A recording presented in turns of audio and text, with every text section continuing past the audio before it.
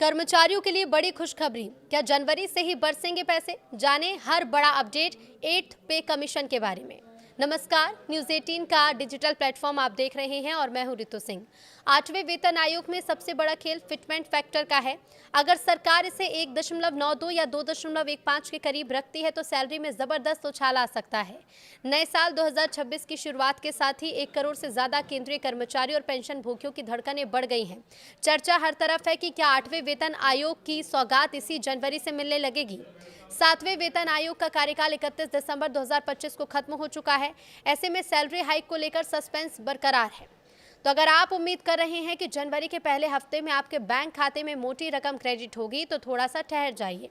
Experts के मुताबिक भले ही 8वां वेतन आयोग 1 जनवरी 2026 से प्रभावी माना जा रहा है, लेकिन सैलरी बढ़ने में अभी समय लगेगा। वजह है आयोग का गठन हो चुका है और पूर्व सुप्रीम कोर्ट जज रंजना प्रकाश देसाई इसकी अध्यक्षता कर रही हैं। आयोग को अपनी पूरी रिपोर्ट सौंपने के लिए करीब 18 महीने का समय दिया गया है। उम्मीद जताई जा रही है कि नई सैलरी स्लैब की आधिकारिक घोषणा 2026 के आखिर या 2027 की शुरुआत तक हो सकती है। लेकिन एरियर का क्या गणित है? तो देरी का मतलब नुकसान नहीं है, बल्कि नियम ये कहते हैं कि अगर घोषणा में देरी होती है तो कर्मचारियों को 1 जनवरी 2026 से ही एरियर मिलेगा। मान लीजिए अगर आयोग 2027 में लागू होता है तो आपको पिछला पूरा पैसा एकमुश्त मिलेगा। हालांकि याद रहे कि एरियर पूरी तरह से टैक्स के दायरे में आएगा। 8वें वेतन आयोग में सबसे बड़ा खेल क्या है? तो ये खेल फिटमेंट फैक्टर का है।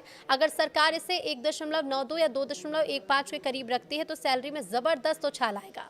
लेकिन इससे जुड़ी हुई महत्वपूर्ण बातें जो आपको जानना चाहिए। जीए का विलय। तो देखिए, रिपोर्ट्स हैं कि 2026 तक महंगाई भत्ता 70% तक पहुंच सकता है, जिसे बेसिक सैलरी में मर्ज किया जा सकता है। एक्सपर्ट्स मानते हैं कि निचले स्तर के कर्मचारियों की सैलरी में प्रतिशत के लिहाज से बड़ा बदलाव देखने को मिल सकता है।